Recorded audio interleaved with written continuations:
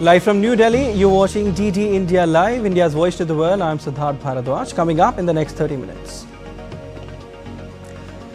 Qatar suspends role as a mediator between Israel and Hamas. US President Joe Biden invites President-elect Donald Trump at the White House on Wednesday. Russian President Putin signs mutual defense treaty with North Korea. And in cricket, India set to clash against South Africa in the second T20 International.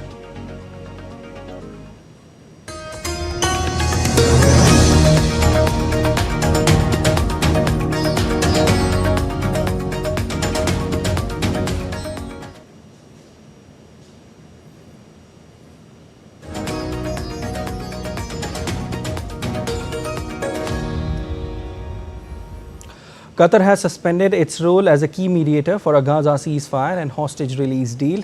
Qatar's foreign ministry in a statement on Saturday said that its efforts in mediating a Gaza ceasefire and hostage release deal between Israel and Hamas were currently stalled. The statement further said it would resume its role when Hamas and Israel show their willingness to negotiate. The Gulf country has been working alongside the United States and Egypt for months on fruitless talks to broker a ceasefire in the year-long conflict between Israel and Hamas in Gaza. The latest round of talks in mid-October failed to produce a deal, with Hamas rejecting a short-term ceasefire proposal. Israel has previously rejected some proposals for longer truces. Disagreements have centered on the long-term future of Hamas and Israel's presence in Gaza. Israeli protesters expressed concerns for hostages in Gaza Saturday after Qatar said it was pulling back as a key mediator for a ceasefire that would help bring the captives home.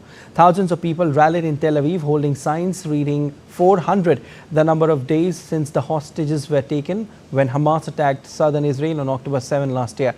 Protesters once more were demanding that Israeli Prime Minister Benjamin Netanyahu secure a deal to release the hostages taken by Hamas.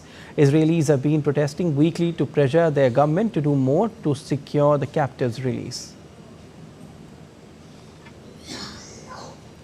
Qatar withdrawing for us is a chaos because they were the lead connection to the Hamas leadership in Qatar and the Hamas leadership in Gaza. And now without them, we don't know who's going to be in charge of this trade connection, if it's going to be the Turkish, if it's going to be the Egyptian, if it's going to be anyone else. But a chaos and another delay in hostage release would be very bad for us, and we don't know who's going to talk to them. US President Joe Biden will meet President-elect Donald Trump at the White House on Wednesday after the US leader pledged an orderly transfer of power back to Republican he beat in elections just 4 years ago.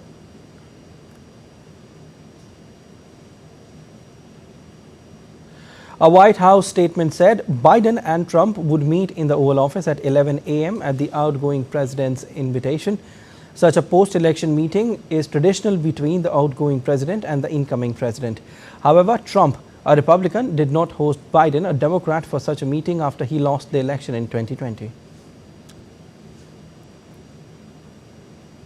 President-elect Donald Trump announced on Saturday that former Republican presidential candidate Nikki Haley or former Secretary of State Mike Pompeo won't be part of his second administration. In a social media post, Trump expressed his gratitude for their past contributions in service to the nation, noting that he enjoyed working with both of them. Haley, who served as U.S. ambassador to the United Nations during his term, had previously endorsed him for re-election despite having been a vocal critic of his during the Republican primaries. Pompeo, meanwhile, held the position of CIA director under Trump before becoming Secretary of State. Donald Trump won the state of Arizona in this week's U.S. presidential election, completing the Republican sweep of all 7 swing states. After 4 days of counting in the southwest state with a large Hispanic population, CNN and NBC projected Trump had obtained its 11 electoral votes. The other 6 swing states won by Trump in the presidential race are Pennsylvania, Wisconsin, Michigan, North Carolina, Nevada, and Georgia. In 2020, Joe Biden defeated Trump by winning 6 of the 7 swing states and narrowly losing North Carolina, and won 306 electoral college votes to Trump's 232. After Congress certifies the electoral college vote on January 6, Trump and his incoming vice president, U.S. Senator J.D. Vance, are due to take office on January 20th.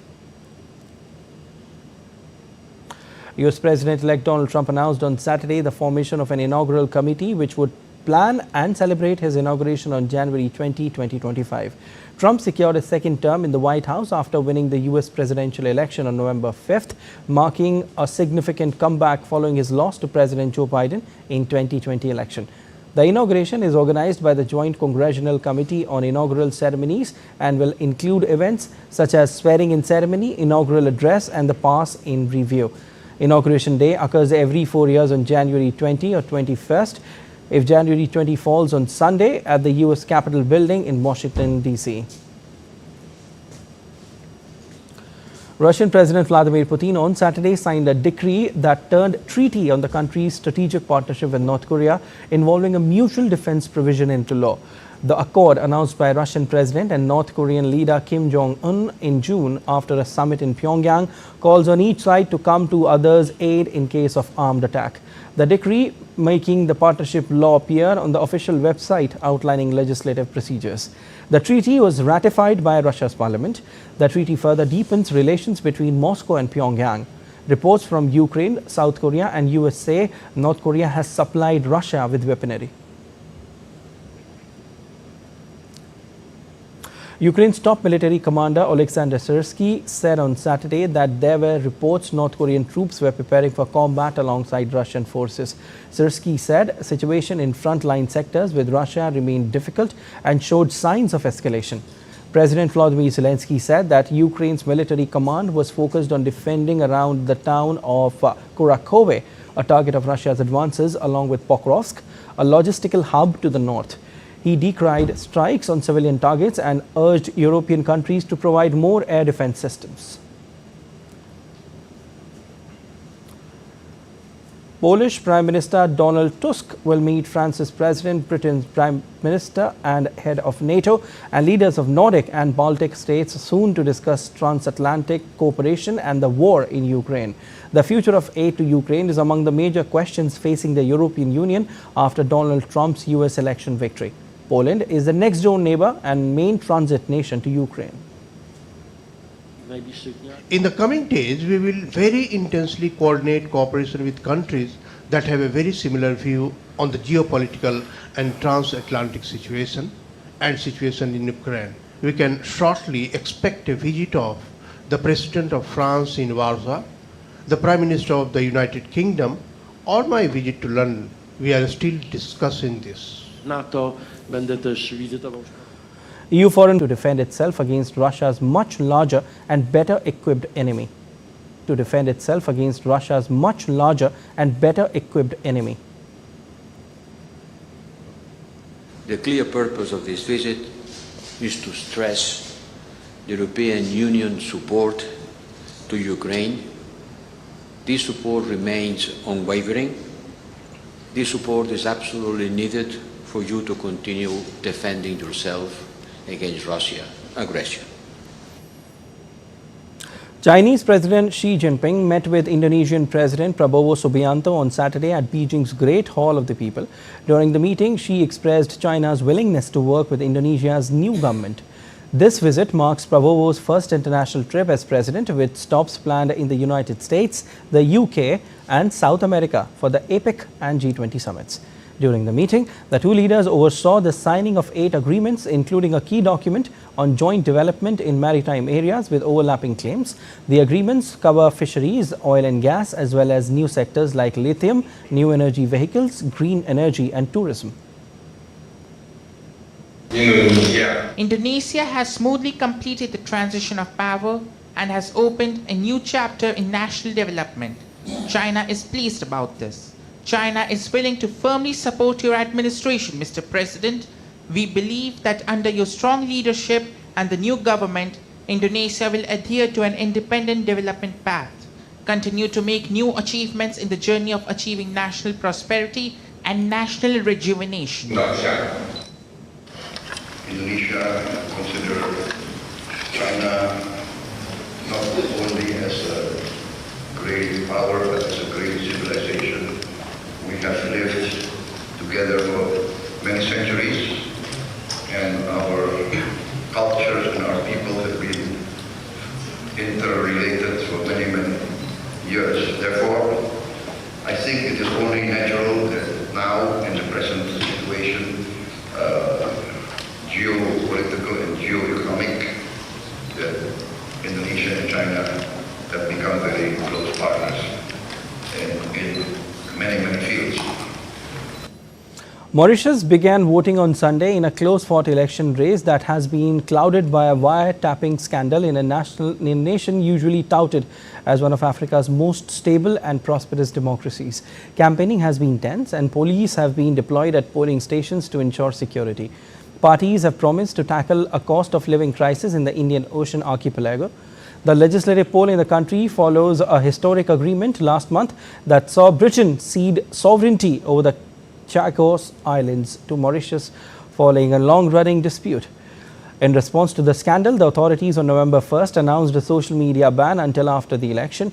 But following an uproar from the opposition and local media, the decision was called off within 24 hours. The battle for control of the 70-seat National Assembly is being played out between two main blocs, Jugnaut's militant socialist movement and its allies, and the Alliance of Change led by former Prime Minister Naveen Ramgoolam. Voting will close at 1400 GMT and results are expected on Monday. Gunmen killed 15 people in an attack on a northwest Nigerian village amid reports of newly arrived jihadist group operating in the area. Nigeria has been plagued by arms violence, and since the 2009, armed bandits and kidnap gangs have also spread chaos across the region. The unrest has spread to northwest Nigeria and contributed to a looming famine. Due to the persistent riots, UN agencies say Nigeria could see 33 million people facing acute food insecurity by next year. Preparations for COP29 are entering their final stages in Azerbaijan that will be held between November 11 to 22nd. The climate conference is supposed to discuss ways to check global emissions due to use of planet-heating fossil fuels continue to rise, despite many nations facing devastating floods, droughts, heat waves and storms. This event in Azerbaijan's Baku will bring together world leaders, climate negotiators, environmental activists and experts from across the globe to tackle the pressing issue of climate change and accelerate global efforts to meet the goals of Paris Agreement. Azerbaijan, which is hosting COP29, has been ramping up efforts to ensure the success of conference. Brazil announced details of its new climate change pledge that sets a target to lower the country's greenhouse gas emissions by 2035, which it will present during the United Nations Climate Summit COP29 in Azerbaijan. Brazil's new target aims to reduce emissions by 59% to 67% by 2035 as compared to 2005. The government statement said that this commitment will allow Brazil to move towards climate neutrality by 2050. The announcement comes as Brazil is world's one of the biggest emitters of climate warming carbon dioxide. The UN has said countries must do more reach target to limit global temperature rises to 1.5 degrees Celsius in order to avoid catastrophic climate change. Thousands of protesters filled the streets of Valencia on Saturday, demanding accountability for the government's handling of catastrophic floods that have claimed the lives of more than 220 people and leaving nearly 80 people still missing. Many called for the resignation of regional leader Carlos Mazón, accusing him of mishandling the crisis. Protesters claim that Mazón issued an alert too late, hours after water had already inundated villages across the region. Thousands also marched in other Spanish cities on Saturday. After leaving power cuts and uprooted trees in its wake throughout Western Europe, the remnants of Hurricane Kirk reached southern France, producing torrential rain, prompted authorities to put all French departments on orange alert. Rescuers from various fire and rescue services received flood risk training in a whitewater basin on the Cher River in Tours to prepare them to respond to flash floods caused by natural disasters, as floods can overwhelm existing infrastructure and put both residents and first responders at significant risk. Still to come on this edition of DD India Live. The International Film Festival of India 2024 announces the launch of Fiesta, a vibrant entertainment extravaganza in Panjim, Goa from 21st to 28th of November. Coco Gauff becomes the youngest player to win the World Tennis Finals title in 20 years.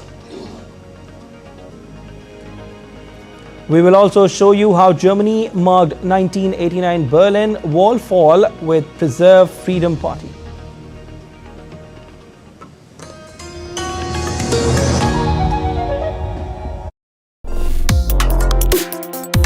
Complex issues, hidden agendas, twists and turns, strategic games.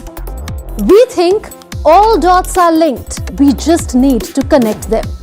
Join me every week as I connect the dots to unravel hidden designs in statecraft, mysteries, and decode issues that matter to you. Watch Connecting the Dots with me at these times on DD India.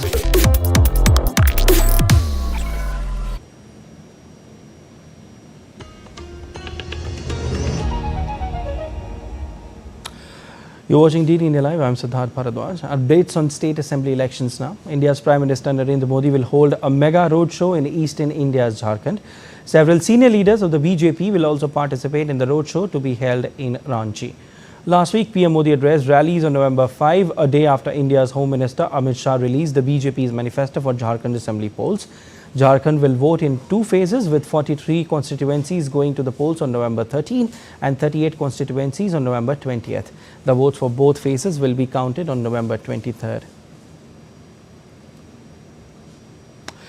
Vice President of India Jagdeep Dhankar presided over the culmination of Silver Jubilee celebrations of Maharaja Agrasen Technical Education Society at Vigyan Bhavan in the national capital on Sunday.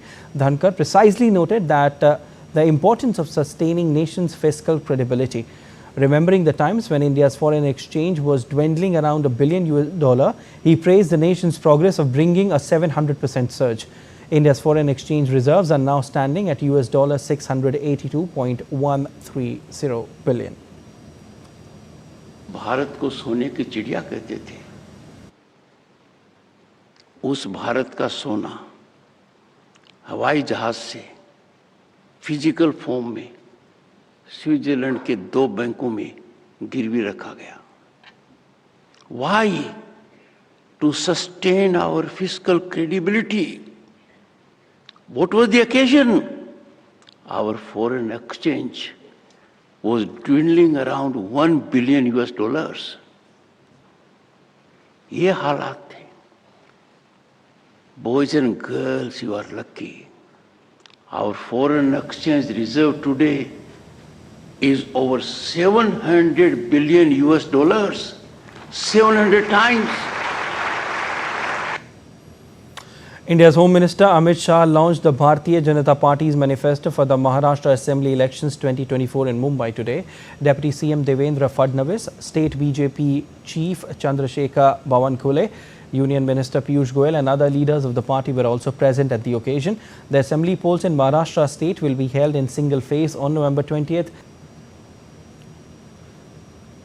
As part of its capacity building engagements with friendly foreign nations of the Indian Ocean region, India has gifted 2 water jet propelled fast interceptor craft to Mozambique. The FICs were transshipped from India by INS Agaria. The Permanent Secretary of the Ministry of National Defence, Augusto Casimiro Mueo, formally accepted the vessels on behalf of the government of Mozambique. These water jet propelled boats have a top speed of 45 knots and a range of 200 nautical miles at 12 knots. They can carry a crew of 5 personnel and are equipped with machine guns and bullet-resistant cabins. The 2 FICs will significantly aid the government of Mozambique in its effort to combat maritime terrorism and ongoing insurgency in the Cabo Delgado province. Earlier, to bolster the efforts of the government of Mozambique for maritime security, the government of India had gifted 2 large interceptor vessels in 2019, followed by 2 FICs of the same class in January 2022. First Deputy Prime Minister of Russia, Denis Manturov, will make a working visit to India. As part of the visit, the first Deputy PM of Russia will take part in the plenary session of the Russian-Indian Business Forum in Mumbai. The event is aimed at expanding cooperation ties between entrepreneurs of the two countries. The visiting Russian dignitary, along with India's External Affairs Minister, will hold the 25th session of the Intergovernmental Russian-Indian Commission on Trade, Economic, Scientific, Technical and Cultural Cooperation. As part of his visit, the first Deputy Prime Minister also has a number of bilateral meetings planned.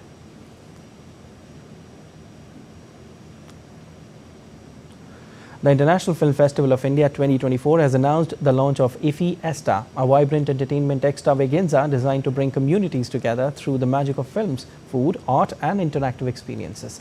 The event will be hosted at the Kala Academy in Panjim, Goa from 21st to 28th of November. In a statement, India's Ministry of Information and Broadcasting said that this cultural event will feature a wide array of attractions.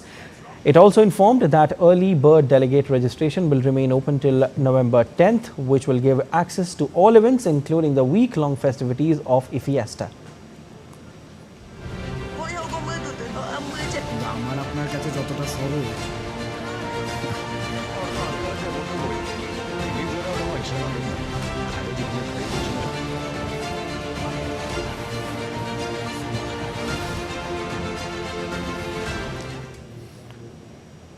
An exchange of fire between terrorists and security forces was reported in Jammu and Kashmir Srinagar district. According to Kashmir Police, a joint operation was launched by police and security forces in the Zabarwan forest area of Srinagar on Sunday morning. Earlier, one terrorist was killed in the ongoing operation with security forces in the Sopore area of Jammu and Kashmir's Baramulla district on Saturday evening. India's Power Minister Manohar Lal flagged off an electric vehicle rally in New Delhi, marking a significant push towards sustainable transportation. The event aims to raise awareness about the environmental benefits of electric vehicles and encourage their adoption among the public. The rally saw a large participation of EV owners, manufacturers and enthusiasts who showcased a wide range of electric vehicles from two-wheelers to cars.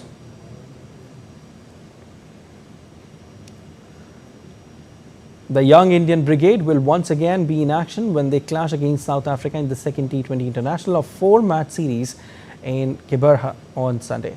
Sanju Samson will look to continue his domination of the bowlers, but India need more stability in the top order during their clash with South Africa in the match, with an aim to extend their superior run in the shortest format. Samson's stunning 107 of 50 powered India to commanding 61-run victory in the series opener, but the lack of runs from other key batters remains a concern for the visitors.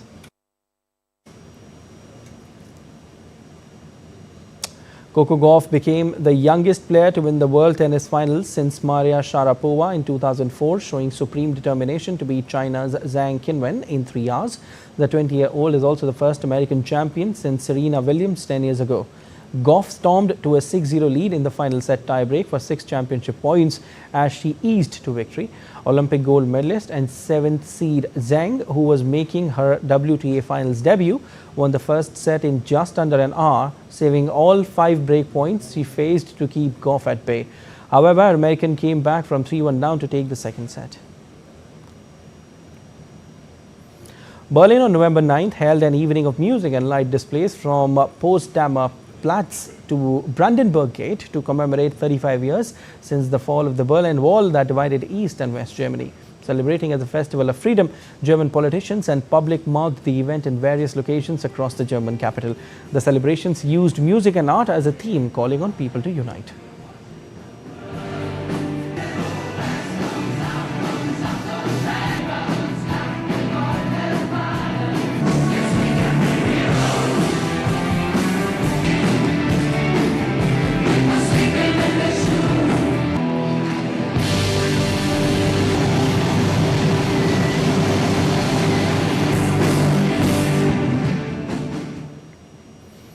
That's all for this edition of DD India Live, but let us know your thoughts on the news of the day. For those on the go, you can get all the latest news and updates from India and across the world on DD India mobile app.